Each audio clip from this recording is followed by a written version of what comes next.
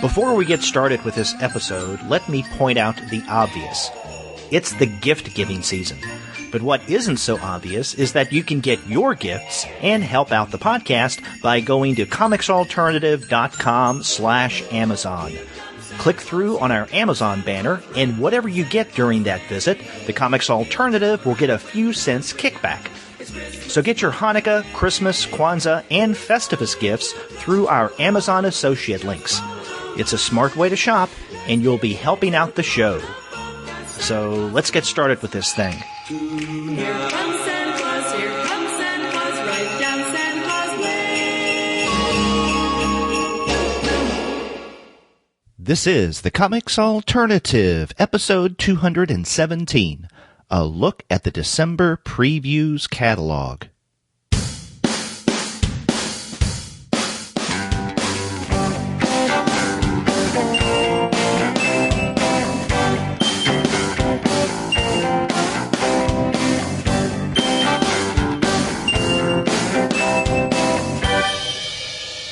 Hello and welcome to another episode of the Comics Alternative. I'm Derek. And I'm Andy, and we're two guys with PhDs talking about comics. And it's the beginning of the month, so that must mean that it's time for me and Andy to look through the latest Previews catalog. But before we do that, we want to let all of you know that this episode of the Comics Alternative is brought to you by the wonderful folks at Discount Comic Book Service. Go to their website, dcbservice.com, for all of your comics pre-ordering needs. There, you're going to find all DC, Marvel, Image, and Dark Horse titles at 40% off of the cover price if you pre-order. For all of the other publishers, you'll find that those discounts are 20 to 35% off of the cover price. And every single month, you'll find some unbelievable specials, and December is no exception. Sometimes those specials could be as much as 45% off of the cover price, sometimes as much as 50% off cover, but many times you're going to find discounts that go higher than that. That's right, and because this is our monthly previews episode, you can count on the fact that many of the things that we talk about today will be deeply discounted at DCB Service, and everything we talk about will be discounted in some way or another. That's right, and you can't beat those discounts at Discount Comic Book Service, and in fact, they have discount in their name, so you know you can't find better. Go to dcbservice.com. They'll take care of all of your comics pre-ordering needs. And after you do get your comics there, please be sure to send them an email and tell them, hey, the two guys with PhDs sent me. That's right. Well, Andy, before we leap into the December Previews catalog, we should share with our listeners a message that we got the other day through SpeakPipe. We're always encouraging listeners to communicate with us via SpeakPipe. Well, this individual did. Mail time. Ooh, the mail's here. That means we get to see our old friend, Mailbox. And he didn't leave his name, so we will call him Mr. Anonymous. But he took the time to tell us what he thought, and let's give this a listen. Hey there, it's my first time visiting your website. Just heard about your podcast. Interested in maybe checking it out, but I just wanted to give you feedback on the listing of your episodes. It's really hard to find out what the different episodes are. You've got a list of podcast episodes on your page, but you can only see 13 of them. And then in the listen in on TuneIn box, you can only see the first 3 or 4 words of each episode. So you don't really know what it's about. And same with iTunes. When you go to list all episodes, it's like you see the first few words. So I'm just looking for one, episode to find a way in, something that I'm most interested in. And it's really hard to see. If I'm looking for an interview of someone I'm interested in or a comic I've read, etc. I guess a request to be able to see that on your website or somewhere to do it easily. Thanks. So thank you very much, Mr. Anonymous, for checking out not only the podcast, but the website. And, you do raise some interesting questions about the way that things are listed. And probably the easiest way of finding something like a past episode that might appeal to you is to use the search widget that we have embedded in all of the pages on the website. Or if you go to our homepage, comicsalternative.com, and you click on the big button toward the very top, it'll give you a listing of all the podcasts that you in order. That you can just go through and just see what satisfies you. And doing any kind of search, for maybe a creator's name or putting a word in such as interviews in a search will bring up a number of the interviews, for instance, that we've done. Or again, you can just click that big button, check out the show on the front page, and it'll give you a listing. And on iTunes, in our titles, we begin with the episode number and then what we do. So there's a lot of words in it. If you scroll your mouse over the list, you'll get a complete one. But, definitely check out all the shows that we've done. We've done well over 400 now, so there's a lot for you to dig into. So thanks for checking us out. And, others listening, if you want to use SpeakPipe, it's really easy to do, as Mr. Anonymous has recommended. And we do appreciate that feedback. Yeah, we do. And,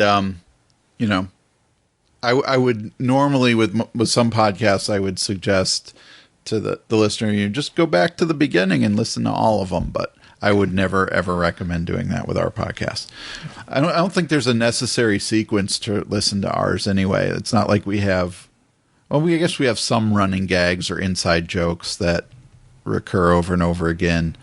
But, we might just put an extra page on the website that says things like, Andy hates steampunk, Derek hates Lil stuff, and I think that's pretty much it. You got it covered. Yeah, exactly. So brand new listeners, if they hear one of our comments about, let's say, little this or little that or steampunks, then they'll wonder what we're referring to or laughing about. But the answer is embedded in our previous episodes. Yes. It's a little Easter egg for all of our faithful listeners. And if nothing else, the Comics Alternative is all about Easter eggs. Yeah. Especially this holiday season.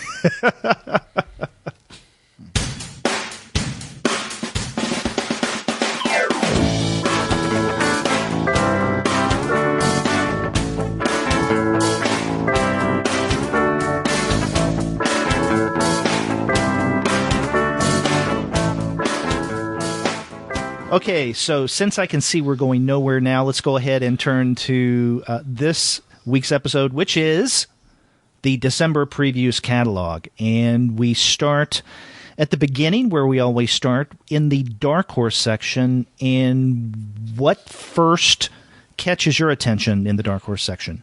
I should just start out by saying I actually don't have anything until we get to IDW.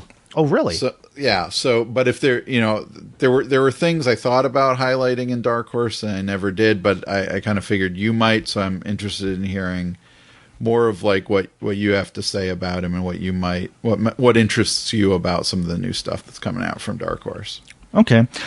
Well, my first note in the Dark Horse section is actually the very beginning. This is solicited on page 36, and we have some sample art on 36 and 37. And this is The Visitor, How and Why He Stayed. This is part of the Mignola universe, kind of a spin-off Hellboy story.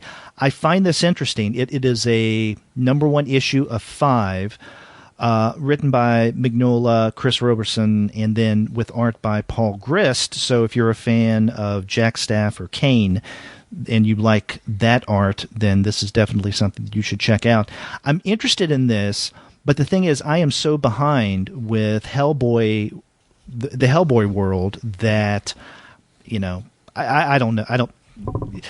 I need to get caught up. Let's just say that. Yeah, I don't. That's one reason why I've kind of stopped highlighting things in the Mignolaverse sections of Dark Horse, because I am really far behind. In fact, I know a friend of mine. He had an extra copy of a BPRD trade paperback that he didn't want anymore, and so he handed it over to me to see if I wanted it. And I was like, wow, I need, and this was an early Hell on Earth one, and I looked at it and I said, man, there's like 5 or 6 trades before this that I haven't read. So yeah, I'm woefully behind. I mean, I haven't read BPRD. I think the trade before Hell on Earth starts is where I left off. Yeah, I'm way, way, way behind with that as well. Actually, the second solicit that I wanted to highlight is also Hellboy related, and this is on page 40, and this is an original graphic novel, Hellboy Into the Silent Sea. And again, I'm sure it's great. This is a follow-up to, I guess, Hellboy the Island. What caught my attention of this solicit was the artwork of Gary Gianni, which is really nice. So, I mean, even though I'm really behind, it still has me wanting to check it out. And at some point in my life, I will read this. I just need to find time to get caught up with Hellboy so I can take part in some of the more recent stories, like these that are solicited in this month's catalog. It does look, though, like Into the Silent Sea and The Visitor could be probably read without having been completely caught up. I mean, this Into the Silent Sea seems to probably be a standalone, unless you need to have read The Island, which is actually a while ago, right? And then The Visitor goes all the way back to Hellboy's origin. So these may be ones that can be read out of sequence, as opposed to, say, the BPRD stuff or the Lobster Johnson or Abe Sapien. Right. Series. Yeah, although the completist in me, or maybe the anal part of me, still would like to read the previous stuff. Sure. Yeah. The next thing I wanted to mention in Dark Horse is on page 48, and this is the next volume in the EC Archive series. This is the EC Archives, The Haunt of Fear, Volume 4. So I'm glad that I say this every time that they solicit a brand new volume, but I'm still glad that Dark Horse is continuing to do this. Yep. Yeah. And then if you turn the page, we have solicited on page 51 the next trade in the Resident Alien series, Resident Alien Volume 4, The Man with No Name. And if you recall, right when the first issue of that came out, I had the pleasure of talking with Peter Hogan on the show. So it's good to see that this is about to come out as a completed story. Good. Yeah. Because, as you know, I really like the Resident Alien stuff. Yep. And then if you turn the page again, and I think this is my last solicit that I wanted to highlight in the Dark Horse section. This is on page 52, and there's also sample art on the following page. This is Soupy Leaves Home, a trade paperback by the writer of Shade the Changing Girl, Cecil Castellucci, and with art by Jose Pinamenta. And what do you think about this? The art or the premise that we have in the solicit? Yeah, I mean, it sounds interesting. I was probably just, a little. I didn't include it on my list because I saw very quickly that it isn't about the younger career of Soupy Sales. Which I would have wanted to. I want to read now a Soupy Sales graphic novel, but instead it sounds like it's actually something pretty serious. The solicit reads: Pearl Plankett ran away from her home to escape an abusive father and an unhappy future. Disguised and reborn as a boy named Soupy, she hitches her star to an unlikely hobo, and they begin their journey from the cold heartbreak of their eastern home towards the sunny promise of California in the train-hopping Depression era coming-of-age tale. I mean, I think that the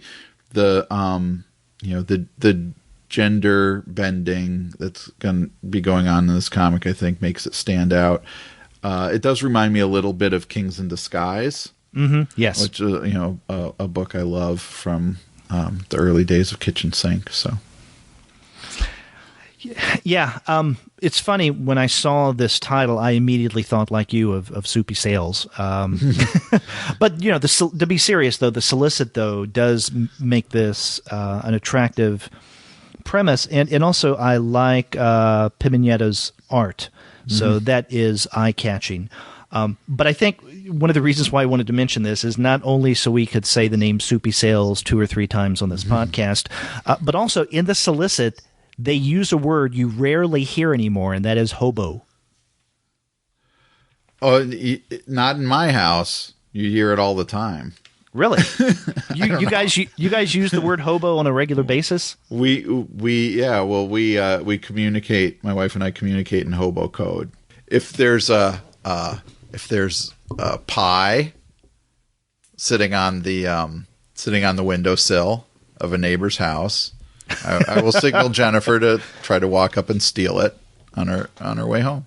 Yeah, and warn her of unfriendly dogs. Oh, unfriendly dogs, and yeah. Things of that sort. Okay, so we definitely have a subtitle for this week's show: Hobo Code.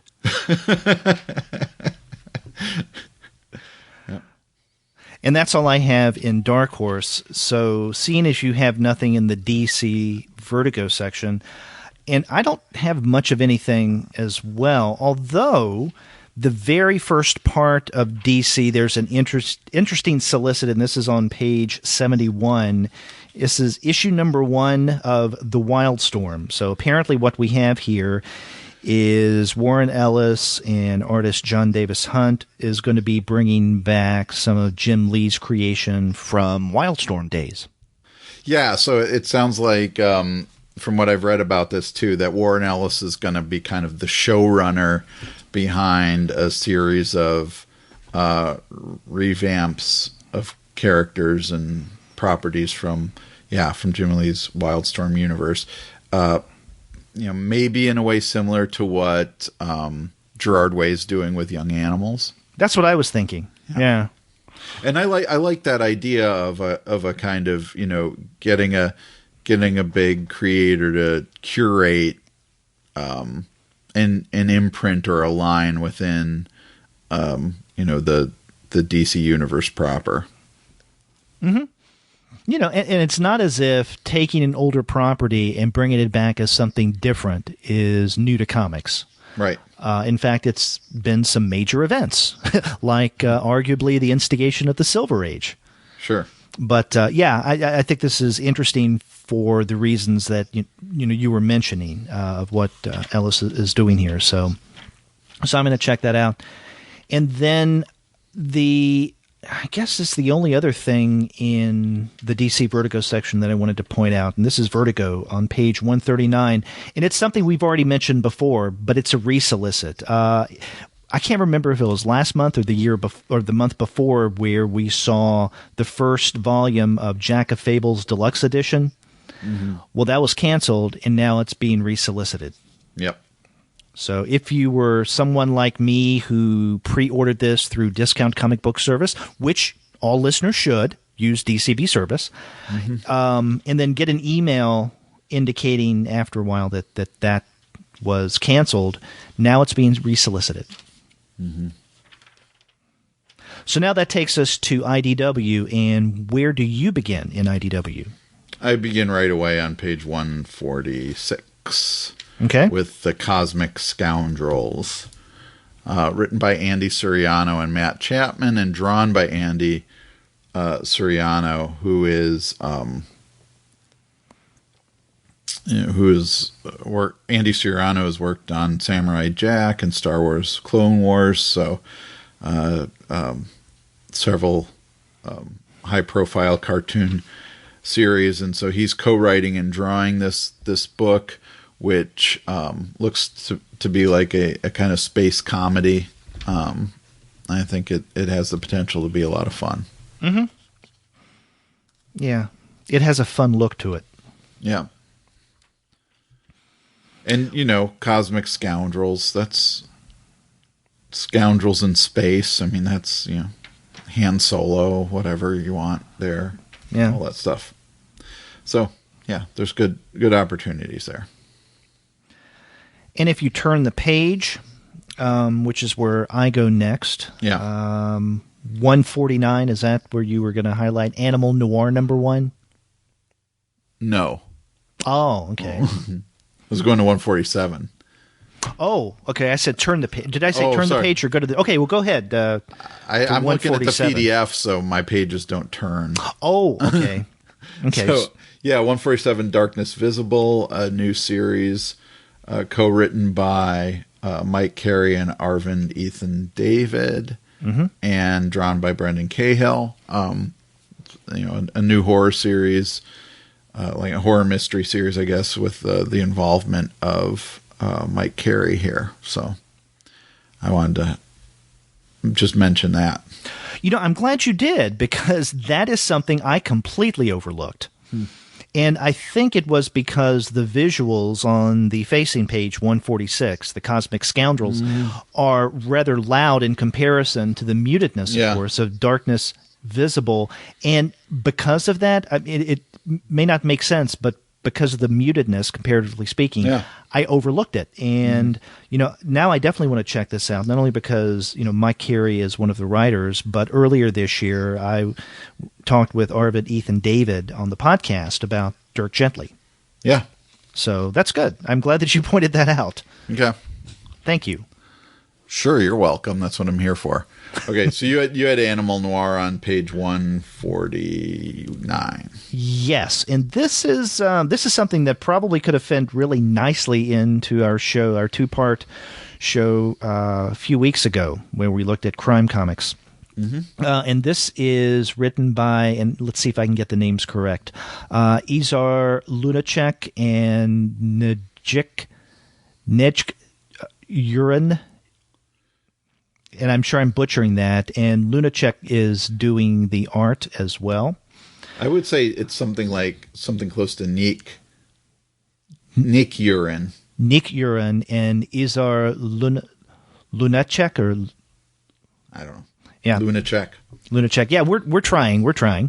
And this is interesting. The solicit is anthropomorphic animals like you've never seen them before. It's Chinatown meets Animal Farm.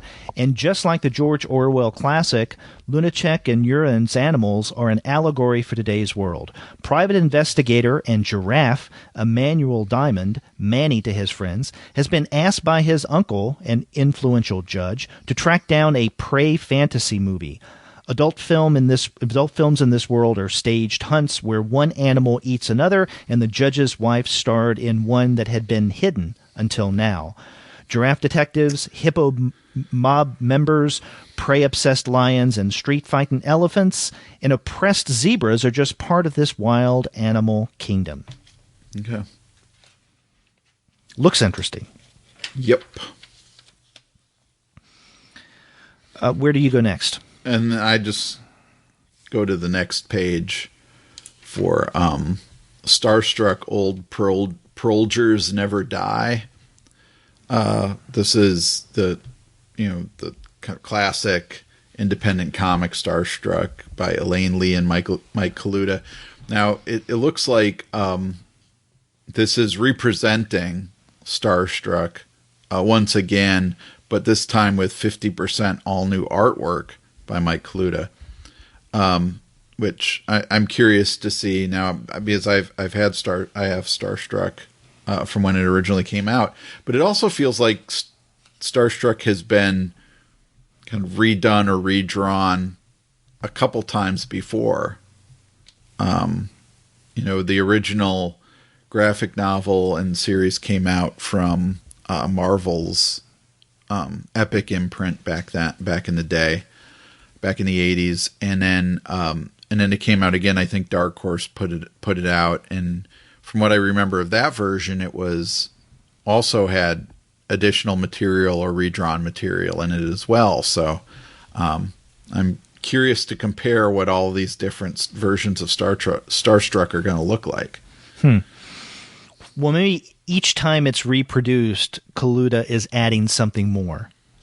Yeah, maybe. So the next time there'll be even more original art. So it's becoming a thick tapestry.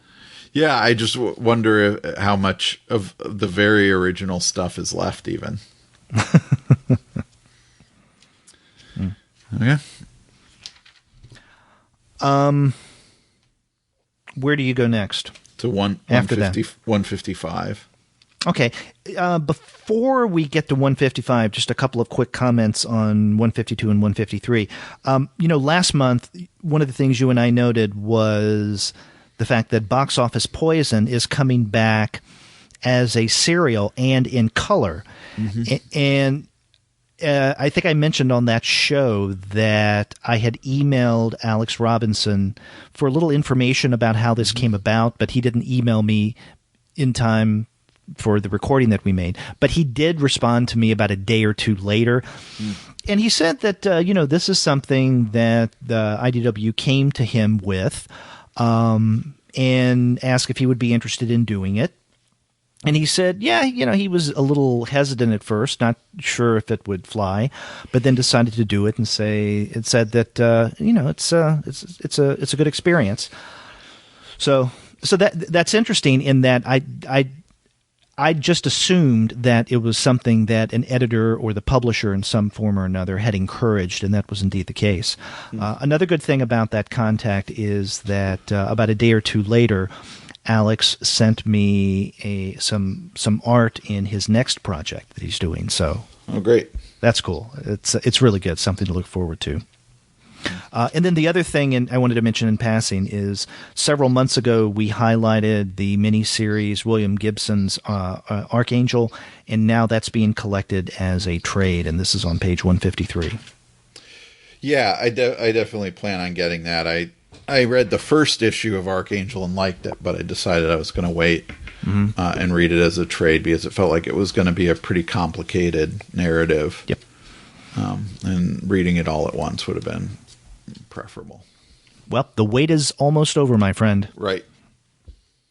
So now you go to 155. Yeah, and this is the graphic novel Chester 5000, Isabel and George by Jess Fink. This is actually the second volume of Jess Fink's Chester 5000 series. This one, as it says, 1889, an age of industrial revolution and sexual frustration. Isabel is a lonely orphan, reprimanded at every turn by her strict matron. George is an inventor on the cusp of a brilliant discovery. Together they find love, but in an age of violent mechanization and military secrets, can their passion survive? This is another volume, I guess, after the success of the first volume. This looks interesting enough to check out. Yeah, I marked this as something I'd like to look into. Now, did you read that first book? No, I didn't. I didn't either, and I don't recall seeing it. No. I guess I missed it, and I don't even know about this series, Chester 500. Now, it mentions in the solicit that Fink is a webcomics artist. Is Chester 5000 a webcomic originally? That I don't know. I mean, it'd probably be easy enough to look up, but... Yeah, it's something that maybe I should have checked on before we started to record. But that would make sense, in that IDW is one of those publishers, along with Dark Horse and Image, that is, have been recently so diligent in bringing into print publication a lot of comics that started off or even continuing still as webcomics. Right. Yep, and you can get the first volume of Chester 5000 as well with this solicit, so that's right. You can check out both of them. And in IDW, I go next to 177. Do you have anything before that? Go ahead. Yeah. And on page 177, it is a page dominated by a good friend of the show, Craig Yo, and his Yo Books imprint. The next volume in the haunted horror series, The Screaming Skulls and Much More, is being solicited, and this is great. Definitely check that out. This collects issues 13, 14, and 15 of Haunted Horror. We also have Haunted Horror number 26 that is solicited. And then a book, Fiction House, From Pulps to Panels. And this is Mitch Maglio, is that how you pronounce his name? Yeah. Is the writer. Now, is this a book about Fiction House, or does it pull together Fiction House comics into this volume? I think both. Okay. It's the history of Fiction House, plus it Plenty of contains art. reprints, of Fiction House stories. Right. I like that. I'm looking forward to that book. Mm-hmm. And your friend Roy Thomas does the intro. That's right. Mm-hmm. And then right under that, we have yet another Yo book, and this is Vintage Romance Comic Book Covers Coloring Book. Yeah, that's a great idea. I think if you're going to get in on the adult coloring book trend, that is a great way to do it. Yeah. Well, Craig had that coloring book last year about the horror comics, and so now he has one for romance. That makes a lot of sense. Yes. And we should tease our listeners by saying that we do plan on having Craig Yo back on the show very, very soon. We want to do what we've done for the past 2 years, and that is make our very first episode of the new year a Craig Yo episode as part of our Happy New Yo anniversary series. Absolutely. Our tradition. Yep. So we can talk to him about this stuff. Mm-hmm. And then if we turn the page to 178 and then on 179 as well, there are a couple of other really good things. Yes, so 178 has the latest volume of the Corto Maltese reprints that Euro Comics is doing, or IDW is doing through Euro Comics and through the editorship of Dean Mullaney. So Corto Maltese in Siberia, which is a collection of short stories featuring the character. Mm-hmm. And so this is in the series. This looks like the 5th book. Yeah. Yeah. And then on the facing page is, I guess this is also part of the Euro Comics series, although I don't see the Euro Comics symbol on this page. It's Calamity Jane, The Calamitous Life of Martha Jane Cannery, 1852 through 1903. And this is written by Christian Parasin with art by Matthew Blanchin. So Parasin is the writer of El Nino, which came out just maybe 2 months ago from Humanoids, as well as Cape Horn, which I think Humanoids has also come out with. So this is a translation, and it is about Calamity Jane. Mm-hmm. And it seems to be a portrait of Calamity Jane that tells about the real Calamity Jane, because they describe her as a bona fide frontierswoman, professional scout, a drunk, and sometimes whore, doing whatever it took to stay alive in the hard scrambled days of the American expansion. Yeah, so it sounds like it'll be more of the Deadwood version of Calamity Jane. Right. So yeah, this is something that I would definitely like to check out, and possibly even talk, if not on our regular review show, on our Eurocomic series. Yep. So yeah, that looks good. And then on the next page, I just wanted to quickly mention that the Library of American Comics is rolling out their collection of the Star Wars comic strip that was done mainly by Russ Manning back in around 1979. And I have a lot of fondness for these comics as well. I read everything Star Wars I could get my hands on back then. But specifically to get the Star Wars comic strip, when I was a kid, the only way I could get it was to subscribe to the newspaper Grit. Do you remember Grit? Oh yeah, of course. Yeah. So Grit had the Star Wars comic strip in it. It didn't have a lot of comic strips in it, but it had Star Wars. And so I would subscribe. A kid that lived in the I guess he was a neighbor. He was in a farm about a mile away.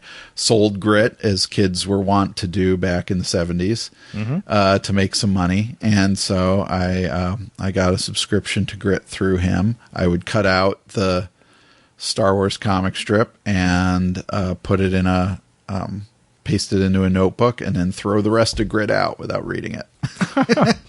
That was a waste of money. Yeah. Do you still have those Star Wars strips? No, I don't. I did not hang on to those notebooks. And by the way, too bad. Yeah, go ahead. Yeah, no, I was going to say, I was one of those kids that briefly sold Grit growing up. Yeah. Yeah. Did you? Were you rolling in it afterwards? No. I didn't do it that long. I can't remember much about it. I just know that I did sell it briefly. Huh. Maybe it sounded more cool than actually doing it. I can't remember. Yeah, because I mean, Grit's still around. It's a magazine, I think, now, but why do you have kids coming by your place knocking on the door saying, No. "Hey, Mr. Kanka, you want to buy some Grit?" Yeah, no, sorry. But I did see it for some reason. I don't remember where. No. So do you have anything else on IDW? Nope, that's it. Okay. You know, maybe we'll get a collection of old Grit comics. I don't know what other things were in Grit. I don't know. While we're on that subject, I was just reminded of, when I was a kid, I also, being a Cub Scout, subscribed to Boys Life. I don't know if you got Boys Life. Oh yeah. And there were good comic strips in that. Mm-hmm. I remember there being, comic strip adaptations of, like, Robert Heinlein and Isaac Asimov science fiction novels and things like that. And some of them, looking back, were drawn by some pretty major cartoonists like Lou Fine. And so I would be really curious to see some of that stuff come around. But yeah, I don't know what else was in Grit other than the Star Wars comic strip. Well, I think there was an adaptation of Midnight Cowboy, if I'm not mistaken. Yeah, that's right. Yeah, that'd be perfect for a Boy Scout magazine. Yeah.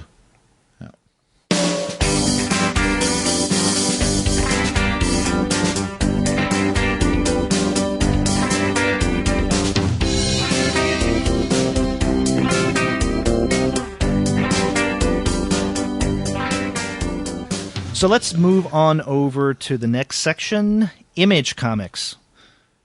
And as we usually do, we have quite a number of number ones. Yeah, and so right away we start off with the Old Guard #1, which is a new series by Greg Rucka and with art by Leandro Fernandez. Mm-hmm. And it says, trapped in an immortality without explanation, Andromache of Scythia, Andy and her comrades ply their trade for those who can find and afford their services, but in the 21st century, immortality is a hard secret to keep, and when you live long enough, you learn that there are many fates worse than death. So this, Greg Rucka kind of plays in multiple genres, and so this sounds like something more of the kind of science fiction or fantasy area that he can deal with. In addition to the kind of crime and noir stuff that he does as well. Right. So how many things do we have, at least at Image, going on with Rucka right now? There's, I think, Black Magic is still going, right? And Lazarus. But Black Magic, I don't think we've seen any new issues of that in a while. Right. Outside of the first trade. But yeah, Lazarus, those three. And then he's doing the Wonder Woman over at DC. That's right. Busy man. Yep. So there's that. And if you turn the page, 190, this is a hardcover just in time for Black History Month in February. Black History in its own words. And the art is done by Ronald Wimberly, and they're also resoliciting, I guess, the newest edition of Prince of Cats. Yep. Yeah, this is a book I'm interested in. So basically, it's a collection of portraits of these different figures alongside famous quotes. Mm-hmm. Yeah. So it's 80 pages. It looks interesting. Mm-hmm. And in fact, I don't know if you've listened to it, our manga show from November, one of the books that Shay and I discussed is the anthology Attack on Titan, or Attack on Titan Anthology, which is, based on Attack on Titan, but it's by Western creators, in the US and UK primarily. And one of the people who did what both Shay and I thought was one of the best stories of that anthology was Wimberly. Yeah. I like his work a lot. Mm-hmm. Yeah, I do as well. I go next to page 194. Yes, me too. And this is Sun Bakery #1. And if that title sounds familiar, there's a reason for that. Mm-hmm. It's because Sun Bakery originally came out, I don't know if it was early this year or back in 2015, but it came out from, and I can't remember if it was Alternative Comics or one of the publishers in their cohort, but it's, a small press. Right. And issue #1 of Sun Bakery is what Andy Wolverton and I, it's one of the titles Andy Wolverton and I discussed when we did, I guess it was earlier this year, did that publisher spotlight on Alternative Comics and its, fellow publishers in the cohort, because we discussed this first issue. So it's interesting that it hadn't been that long since issue #1 of Sun Bakery came out from a very small publisher, and then now we get, I think I'll have to go back and fish out my issue. I don't know where I put it.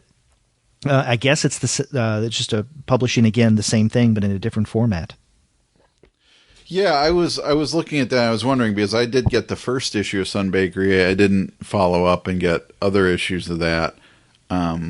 So I'm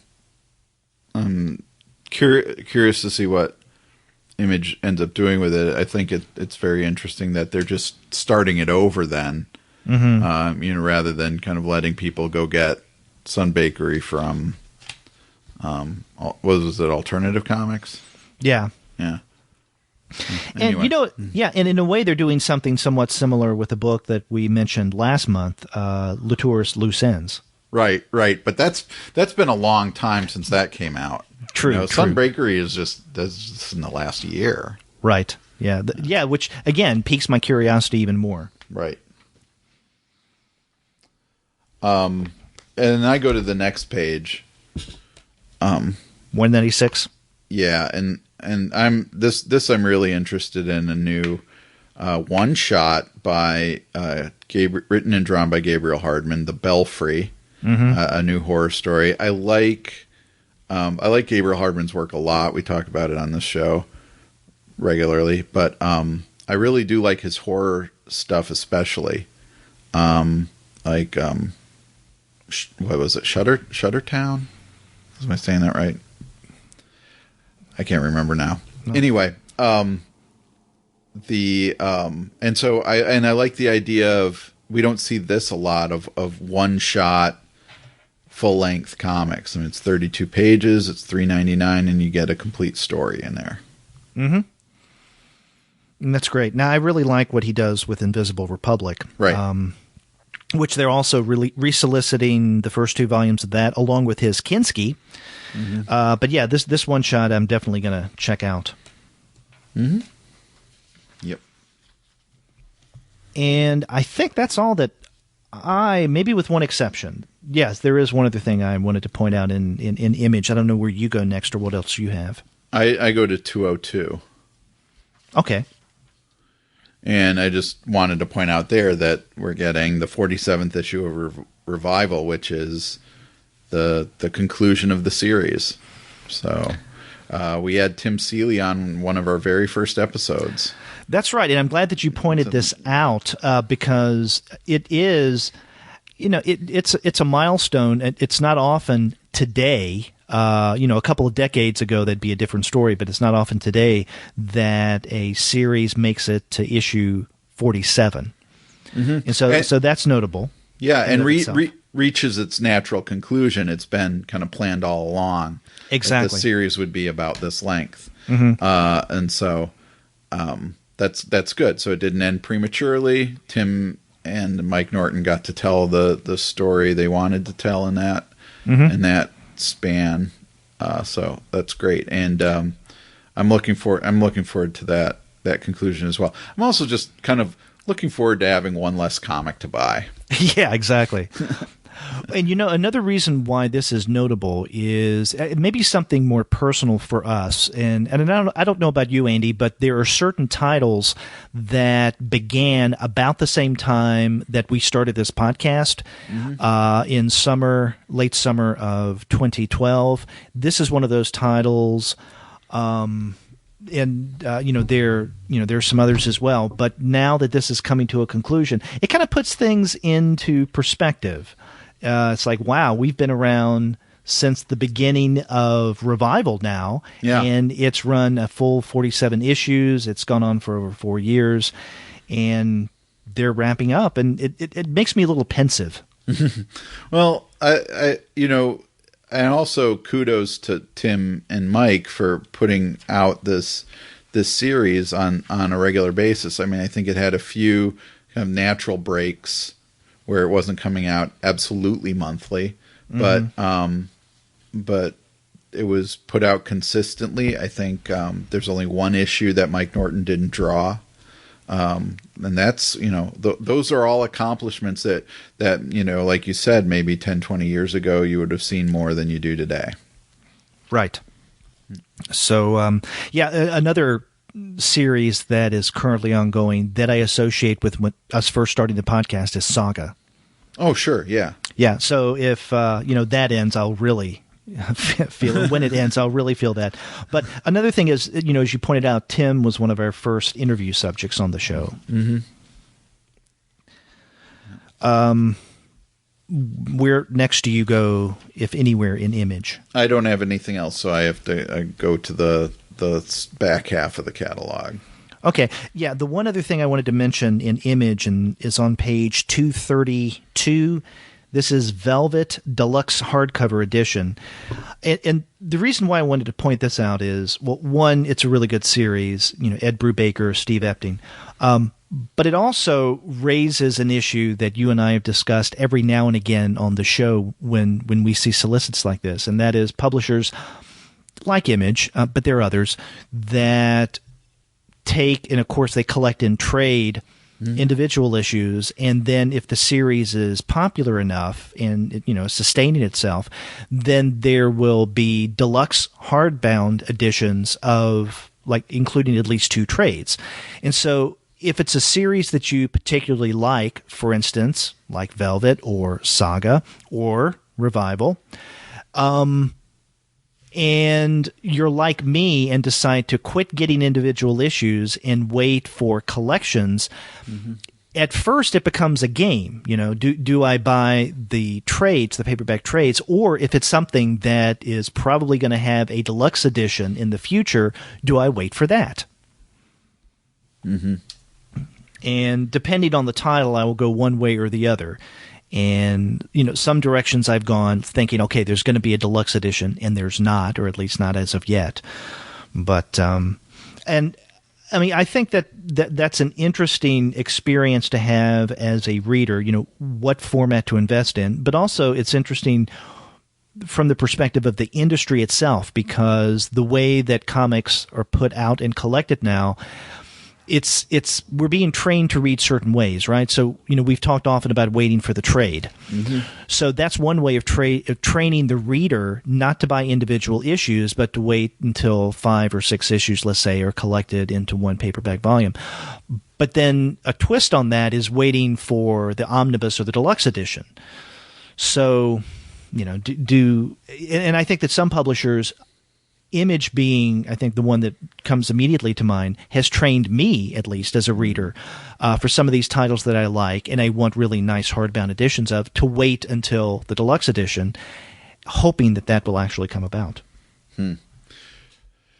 That's interesting. You talk about this with Velvet, because that's a series I read. I read the first arc in single issues, and then I think there was some delay, and then just kind of never got back into it. But just the other day, during I think one of the Comixology sales of Image stuff, I bought the rest of the series that I didn't have. Mm-hmm. And so I was about to actually sit down and read it before even knowing that this deluxe hardcover edition came out. But, I think I paid about $10 for all the issues that I didn't have versus paying $50 for this big book. So I'm okay with that. And I'm sure you can get it at a much better discount at Discount Comic Book Service. Yeah, that's true too.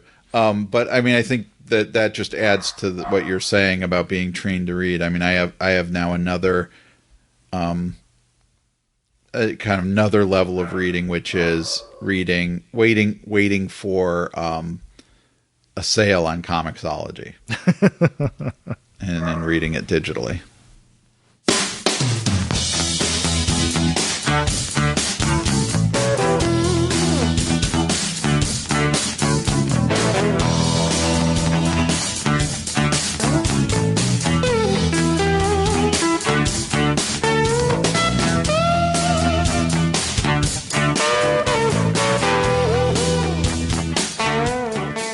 Okay, you mentioned that you next go to the back half.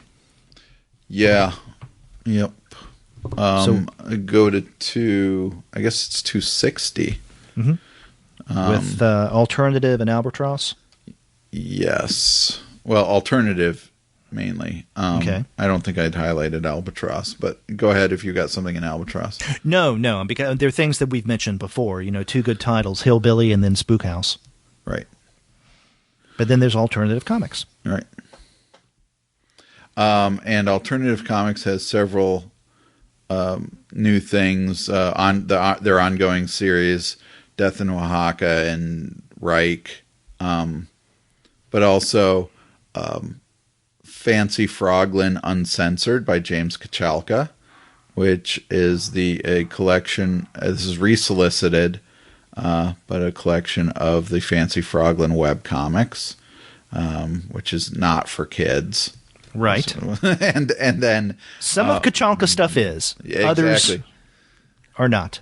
And with this one, it is, if it didn't say uncensored on the cover, it would probably be hard to tell because it is a cute frog. Right. Who's naked? Who's naked? And then the Foggy Notions one shot by November Garcia, which Garcia is a Filipino artist, and this is his autobiographical comic, or her autobiographical comics. Mm-hmm. Had you heard of her before, November Garcia? No. This is her first title published in the U.S., it says, so it does. Yeah, it's probably something new to me. Yeah. So from the good people at Alternative Comics. Mm-hmm.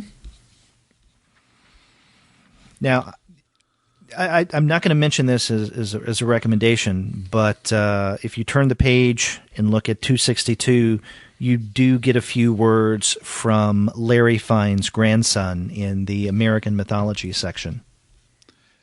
Yeah, I saw that.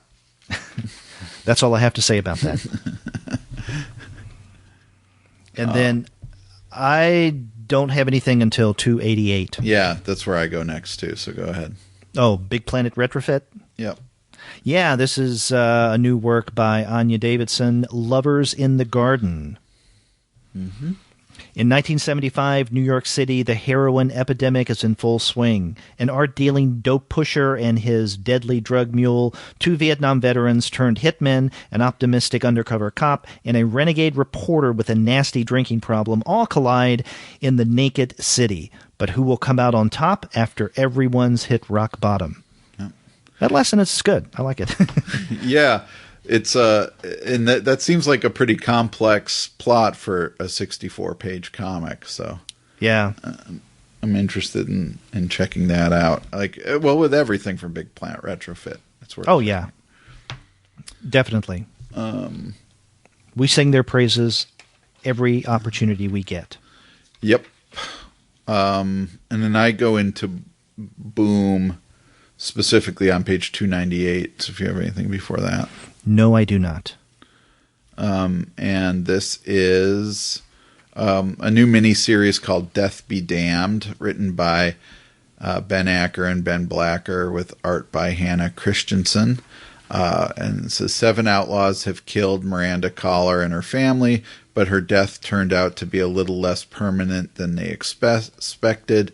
Blessed with the inability to fully die until she exacts revenge on her family's killers, but cursed to lose a part of her memories every time she's killed, Miranda will need the help of Joseph Murray, an undertaker dabbed in necromancy, hoping to bring back his wife if she's ever to find peace.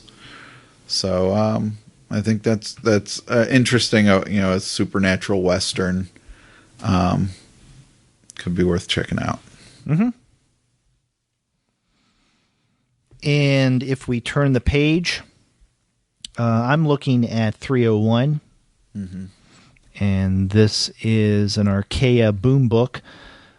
The Realist, Plug and Play, its original graphic novel, written and drawn by Asaf Hanika. And Hanika did the book that came out 2015, The Realist. Yeah. And so this is more comics in that series. So I remember when that came out. It's an interesting work. Andy Wolverton, if I remember correctly, he did a review of that on the blog. This is when he was still doing reviews on the blog, right. And had the time to do so. So yeah, this is something worth checking out. And I'm going to mention this title again, but Attack on Titan Anthology, another one of the highlights that Shay and I discussed on the last manga episode, was also a story by Asaf and Tomer Hanika in that collection. Good. So yeah, it was chock full of really good things. Sounds like it. Mm-hmm. And anytime I can use the word chock full, I will. Okay. Or the term chock full. I go next to 315. Do you have anything before that? No, I don't. I don't have anything for a while, so go ahead. Okay. So on 315, this is by a publisher I wasn't familiar with before, Campfire. And this title, The Beatles, All Our Yesterdays. And I thought, okay, anytime I see a reference to the Beatles, I immediately perk up. If it's linked to comics, I perk up extra. But I looked at the cover and the subtitle, All Our Yesterdays, and I thought, okay, this has a kind of a sappy feel to me. Mm-hmm. And I don't know that to be a fact, but I started to look up some of the other things that Campfire publishes. And had you heard of them before? No. Okay. There are a few publishers that are like this. I don't know if they specialize in comics for maybe younger readers, educational purposes, but it's something that they do. In other words, I went to Amazon and did an advanced search with the publisher Campfire, and I saw a number of the titles that they have. A lot of the comics or graphic novels that they publish, as they're called, are there's some adaptations. Like there's one on Moby Dick and other classic works of literature.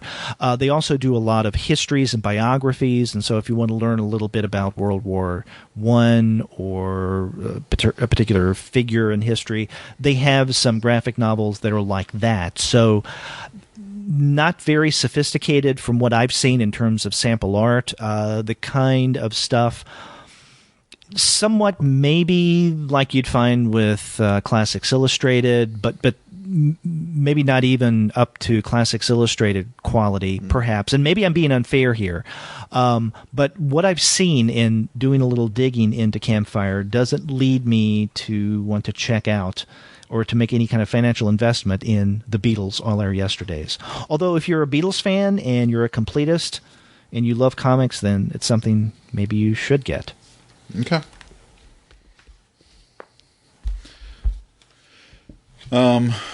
Yeah. Okay. So where do you go next? Drawing Quarterly. Yeah, that's where. Or I go to. 344. Yeah. And okay, there is the Drawn in Quarterly section, but before that, we have a couple of solicits from Dover. Did you want to point any of those out? Go ahead. Well, I mean, I didn't know if you knew of these titles before because Dover does a lot of these reprints. Mm-hmm. I'm unfamiliar with both of these titles. Yeah, so Fires and Murmur and Umbra Complete. I'm not familiar with either of those either. Yeah. I marked Fires and Murmur as something that I might want to look into. So looks interesting. But it's the Drawn in Quarterly section that really does draw our attention, and well, it should. At the very top of that section is the new book from Peter Bagge, Fire, the Zora Neale Hurston Story.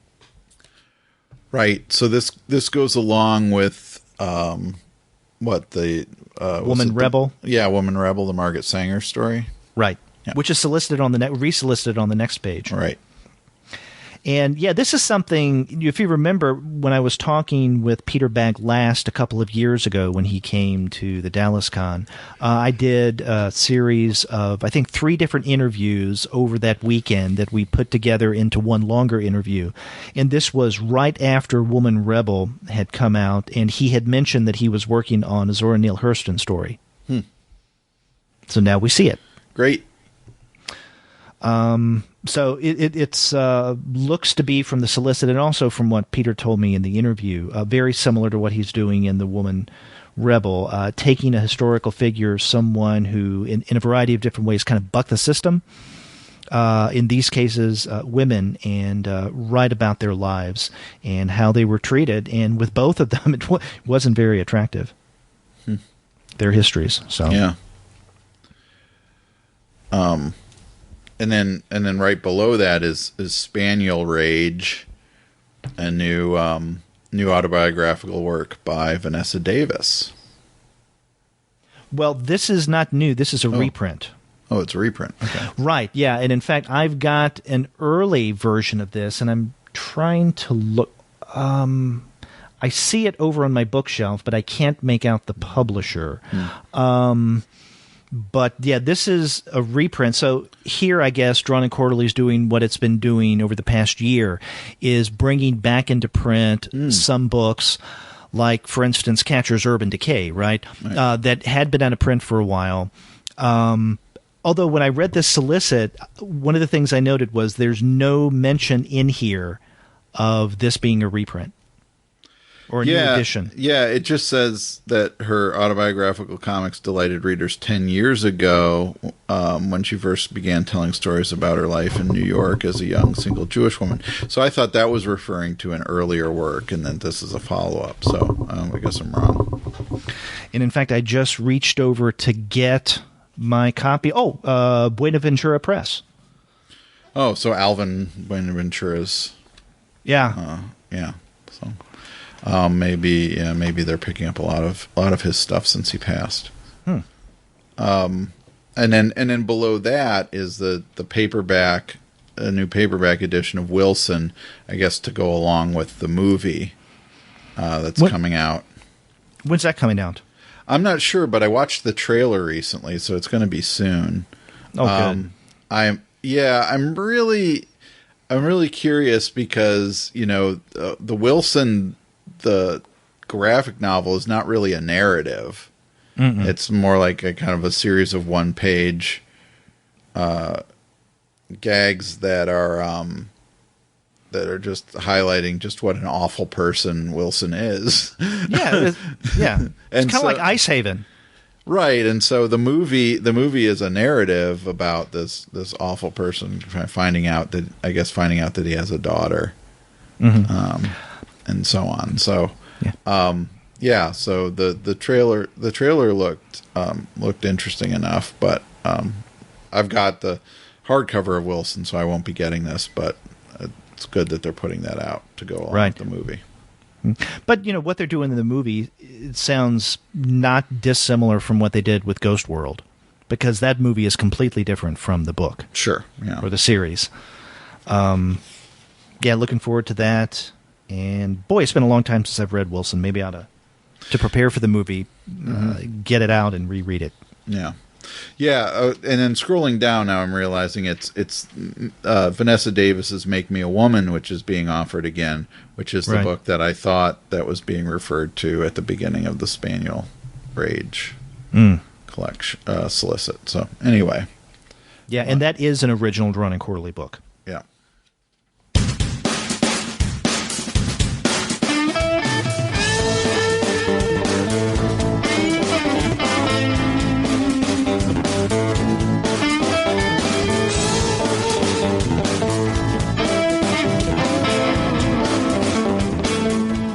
I go next to Fantagraphics. Sure, and that's on page 350. 350 and then 351. And the book at the top of page 350, this has already been solicited previously, right? My Favorite Thing is Monsters by Emil Ferris. Maybe. I don't remember it, but... It looks familiar. Maybe I've just seen this art elsewhere, and I'm thinking that I saw it in previews. But... it says, My Favorite Thing is Monsters is a murder mystery, a family drama, a sweeping historical epic, and a psychological thriller about monsters, real and imagined. Underneath that is Manuel Fiore's The Interview. Looks interesting sci-fi work. It says... this is by the same creator who gave us 5,000 kilometers per second, which I think Gwen and I talked about that on an earlier show this year. This is set in 2048, the year 2048. It's a science fiction novel that eschews outer space for inner space, a moving story about the passage of time and commonalities and differences between generations in our changing society. And that makes sense in light of 5,000 kilometers per second, because it also played around with time and fragmented storytelling. Did you ever read that? No. It's a good book. Good. Definitely worth checking out. And then, other parts of the Fantagraphics section definitely worth mentioning, as always. The second issue in the new manifestation of Love and Rockets is solicited. And by the way, we should tell our listeners that in next week's episode, you and I are going to be discussing, among other books, Love and Rockets, the magazine, new format #1. That's right. Yep. And now we have #2 solicited. Also solicited on page 350 is something that I'm glad to see, and this is Max Anderson's The Excavation. I don't remember seeing anything by Anderson since Bosnian Flat Dog. Did you ever read that? No. That's a whacked out comic. Okay. It's a lot of fun, very surreal, and if he's done things since then, I haven't seen them. But maybe he's done a comic that's been in an anthology here or there. I don't know. Maybe something in Mome. I can't remember. But I know the last longer story that I read of his was Bosnian Flat Dog. And so if The Excavation is anything like the weirdness of Bosnian Flat Dog, I'm on board. Good. And then the next page has some interesting stuff as well, too. Kind of historically significant, I guess, reprint books. The Draw of Sport by Murray Olderman, dealing with sports cartoonist named Murray Olderman, who began work in 1947. I know our friend and occasional co-host Gene Cannonberg had recently, I think, mentioned something on Facebook about how sports cartoonists are one of the unexplored areas of the history of comics. Yeah, and in fact, he's doing some work on that right now for his library. Right. And I know somebody else mentioned, and I was reminded of this, that Eddie Campbell was working on something with sports cartoonists at least a few years ago when I saw him at Ohio State, and he was working in the reading room on something about sports cartoonists. So that not only may that be an unexplored area, but that may be one of the next big things in historical comic studies. And then below that, Take That, Adolf, the fighting comic books of the Second World War by Mark Fertig, and that looks really good. And of course, it has Captain America punching out Adolf Hitler on the cover. Yeah. You definitely should have that on the cover of this book like this. And then I don't know. There's several other things in here. I guess the one that stands out to me that I'll definitely be looking at is To Have and to Hold by Graham Chaffee. Right. A noir, hard-boiled noir story set during the Cuban Missile Crisis. So. Yeah.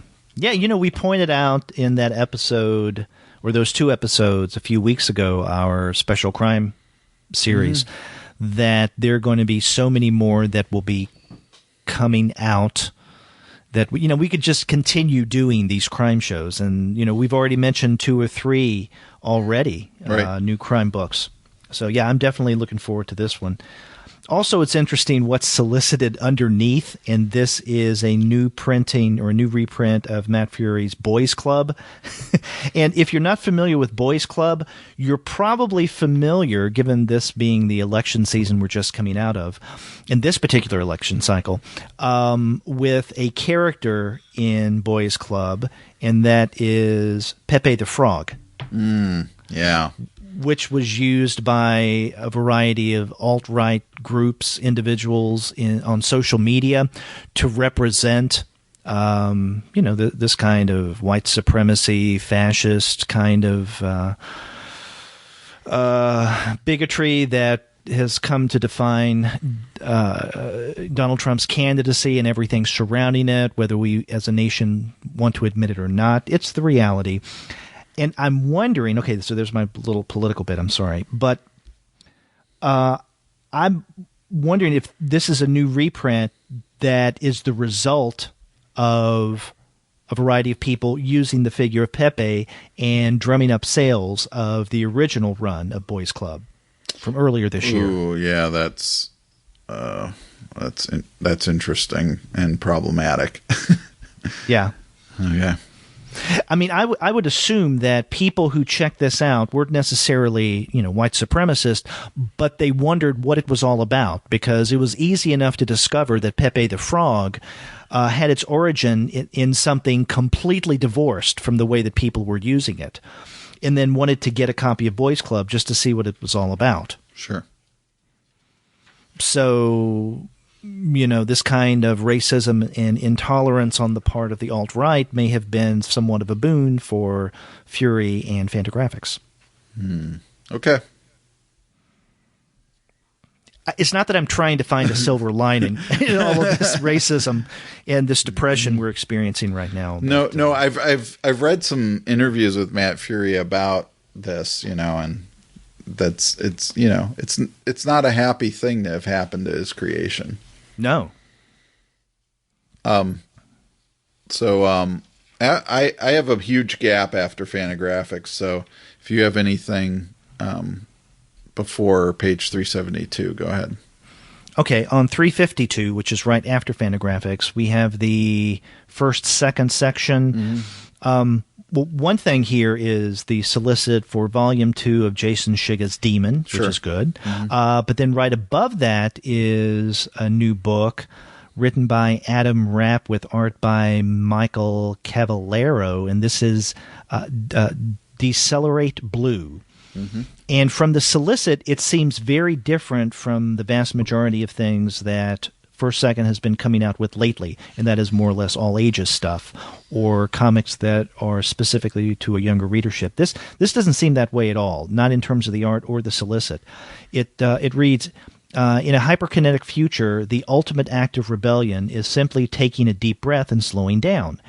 In a near-future dystopia where life goes a mile a minute and the populace is kept at a hyper-stimulated haze, teenaged Angela is the only person in her family who seems to think this is a perfectly reasonable way to live. Soon she finds herself recruited into a resistance movement where the key to rebellion is taking things slow.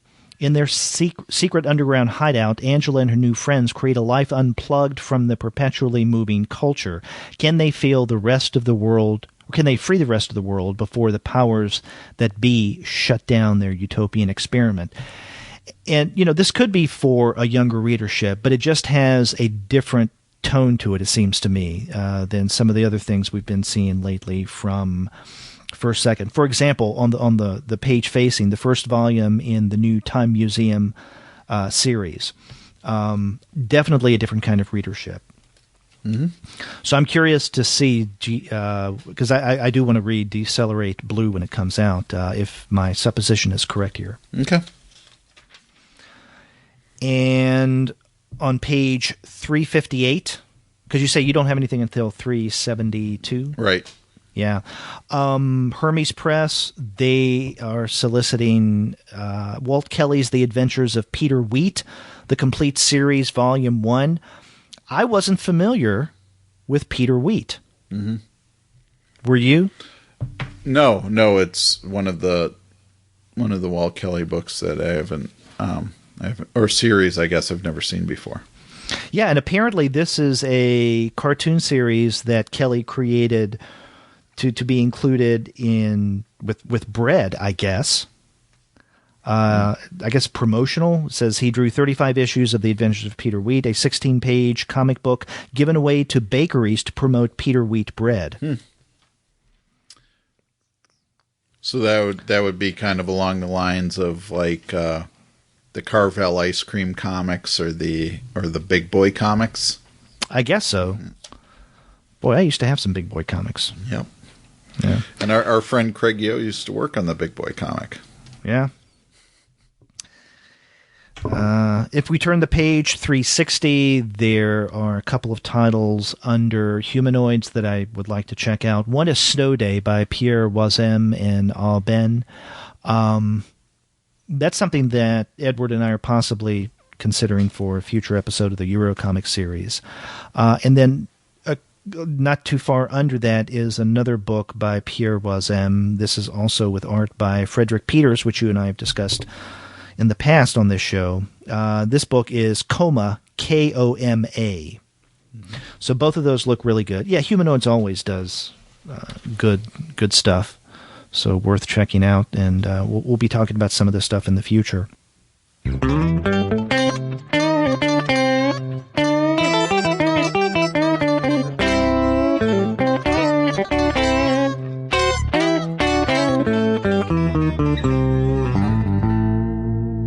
And then we get to 372. Okay. So there's a couple things under Magnetic Press, which I don't think is a publisher we highlight very often. The two books on the left-hand side, Doom Boy and Golem, stood out to me. Doom Boy is a lonely, metal-obsessed teen, sends a heartfelt song to his missing beloved, only to find out that his music has traveled to the beyond and rebroadcast to the entire city. Only his best friend knows that he is really the mysterious rock god and anonymous legend known as Doom Boy. So that's it. That sounds fascinating. They had me at metal obsessed. and then under that, Golem. Doom Boy is by Tony Sandoval. Golem by Ciccati and Lorenzo. I'm not sure what this is. Lorenzo Ciccati. Yeah. Lorenzo Ciccati, known as LRNZ. Yeah. Mm-hmm. Set in a future post-Eurozone Italy, entrenched in a bizarre form of hypercapitalism, Golem follows a young boy kidnapped during a political protest gone sour, who learns that he has the power to not only change the city, but reality itself. So, yeah, that looks interesting. It looks well made too. Yeah. Well, I've actually read Golem. Oh, okay. And that had come out, I think, in individual issues. And I think this may be a resolicit, because I think I've seen this volume.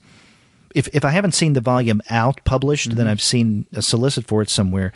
And it's okay. I read it because I thought that it may have something to do with the legend of the Golem. Right. And so in something I was working on, I thought, okay, I got to check this out. It doesn't. And the story's okay. I think it's worth checking out. It may resonate better with others than it did with me. But, yeah. Oh, yeah, I didn't realize both Doomboy and Golem are Stars of the Month, which means that they are both resolicits. Yeah. Okay, never mind then. Over to NBM with the new volume of Rich Geary's The Treasury of 20th Century Murder Compendium. And this is great. Yeah. Because we get, as we get with the earlier compendium that you and I discussed, Victorian Murder Compendium, the first one, this brings together a lot of his individually published murder mysteries or murder histories. Yeah, so the Madison Square Tragedy, the Terrible Axeman of New Orleans, and the Lindbergh Child are all in here. Right. Good stuff. And you can get some of the other treasuries of 19th and 20th, or Victorian and 20th century murder included as resolicits here. Yeah. On page 373, facing what we were just mentioning, or a couple things worth highlighting. Under Nobrow Press, there is Lorenza Alvarez's Nightlights, and this looks like something for perhaps younger readers. Yep. And then right above that, though, is something for maybe an older readership. This is under New York Review Comics section, Pretending Is Lying by Dominique Goblet, Sophie written by Goblet and Sophie Yanow, with art by Dominique Goblet. And this is also resolicited. I think we mentioned this when it first came out, or was first announced back in September. Did we? Yes, because Goblet was on. She was at ICAF when it was hosted here in Columbia, South Carolina, and she showed she showed images from this since it has already been published in France. And in fact, New York Review Comics had a big publicity campaign at the conference for the launch of their entire comics line, which included this. So, it looks very, it looks beautiful from the pages I've seen. So it's definitely worth checking out. Right. And New York Review Comics, which just began publishing this year, does a great job in terms of the book itself, the production value. Right. And I don't have anything until Oni. Yeah, I go to 381 in Oni. I don't know if you have anything earlier than that. Nope, that's where I go. Small Favors, the definitive girly porno collection. Right, and this is a part of the Limerence Press line that also includes, the O-Joy sex toy collections and so on from Oni. And so Small Favors is Colleen Coover's adult comic. Did you read this? Have you ever read this? I've read of it. I haven't read it, though. Yeah, it's great. I can't say enough good things about it. It's just really, really well done. Not, I think in a different, it is referred to as girly porno, but it's in Colleen Coover's style, so it's also adorable at the same time. Right. And so this is going to be coming out in April at $29.99. Yeah. Which you can get at a cheaper price through Discount Comic Book Service. That's all I have in Oni. I go next to, page 388. Yeah, me too. Under Self-Made Hero, Haddon Hall, When David Invents Bowie. Yep. And the artist and writer for this book is Najib. I guess that's how you pronounce that single name creator. Yep. Yeah, and this is basically a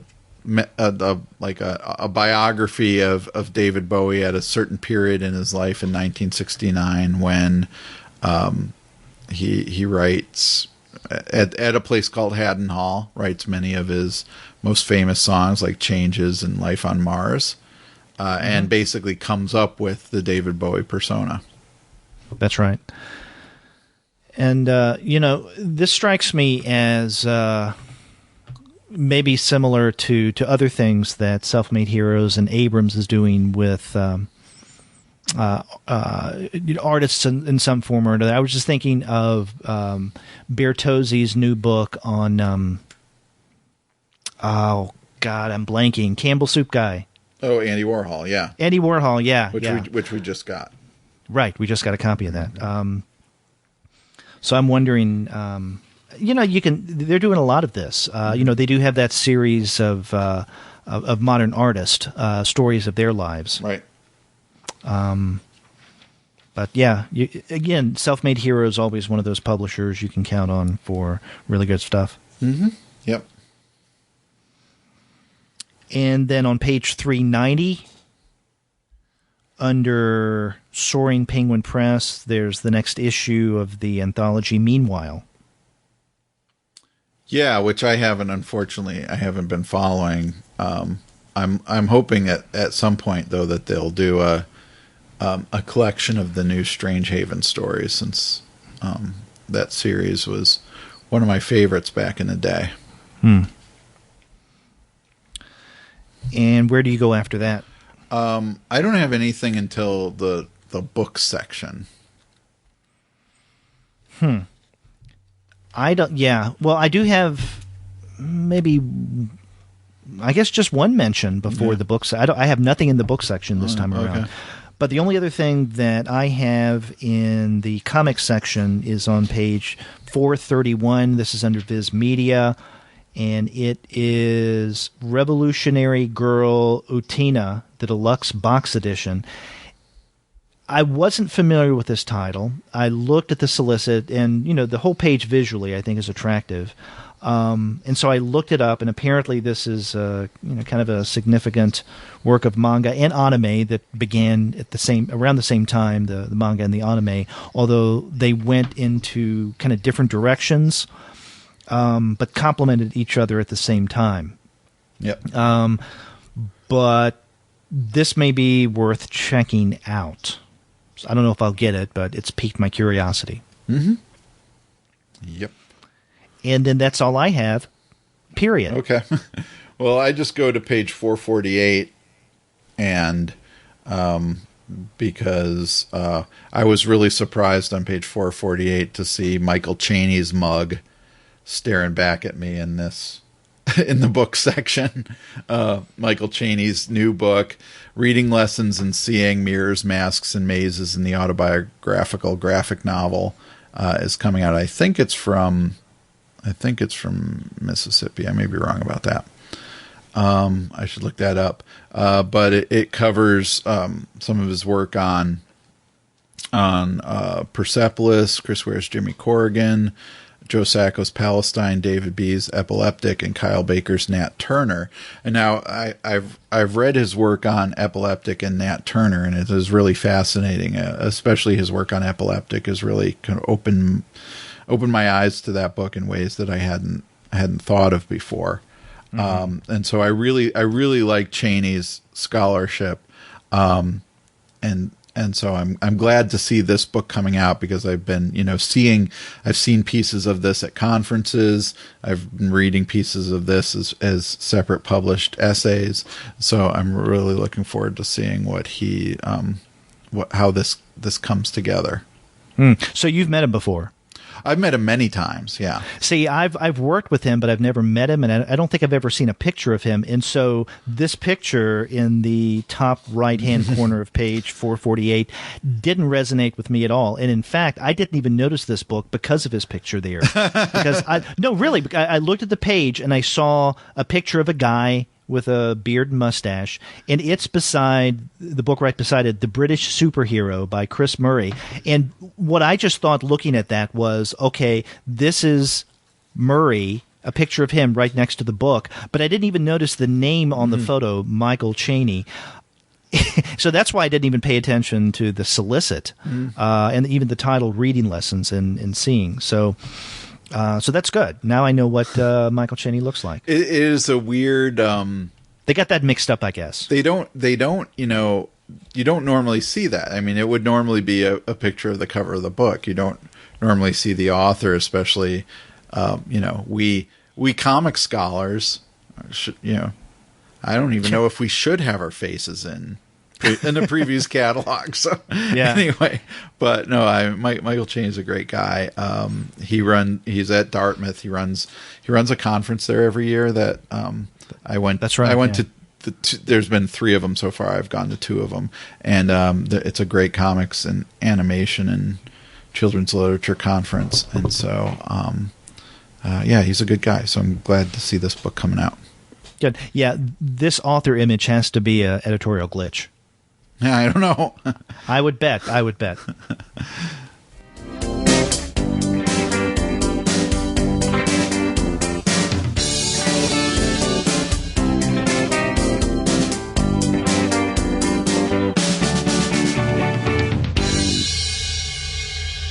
So there you go. What Andy and I have highlighted in the December previews catalog. Yep. Our last previews episode of 2016. Yeah, that's true. Now we can start thinking about what the best stuff of 2016 was for us. Yeah. For those later episodes. That's right. And for new listeners, maybe like the Mr. Anonymous who left us that message on SpeakPipe, again, thank you very much for doing that. If you're not familiar with our past episodes, you should know that one of the things Andy and I have done from the very beginning of the Comics Alternative is to use the very last episode of the year to talk about what each of us think of as the 10 most notable titles of the previous year. And we don't rank them in terms of, going from 10 to 1. But basically, Andy and I, and we're thinking about it, especially now this time of year, as we've just recently entered December. What are the 10 titles that we think are the standout of the past year? And then we share that with each other during the recording of that episode. So Andy and I do not share notes when we do this. Yep, that's right. So it's a surprise to either of us. In many of these episodes, we have surprised each other. Yeah, many surprises. We're thinking in those terms, and that is a tradition that we have at the Comics Alternative. So look forward to that.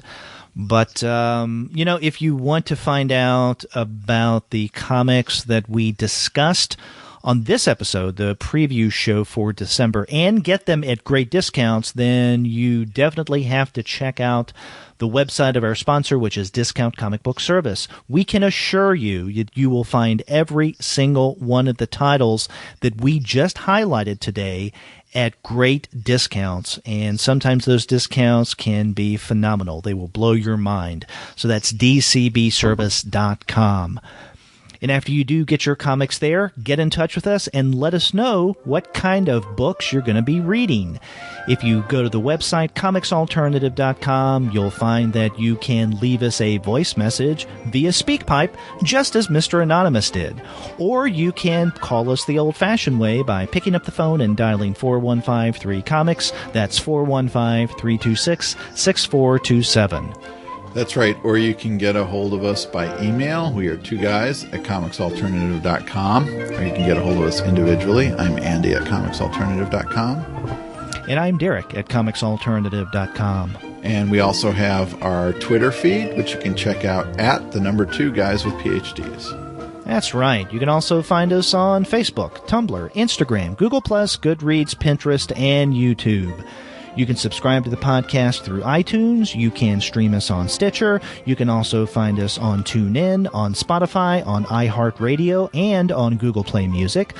But you can always find every single one of our podcast episodes, as well as the reviews and comics-related commentary that we post on our blog, simply by going to our website, comicsalternative.com. That's right. All the ways to get a hold of us and let us know how we're doing. Yes, and we will be back next week with more Comics Alternative goodness. Until then, I'm Derek. And I'm Andy. See ya.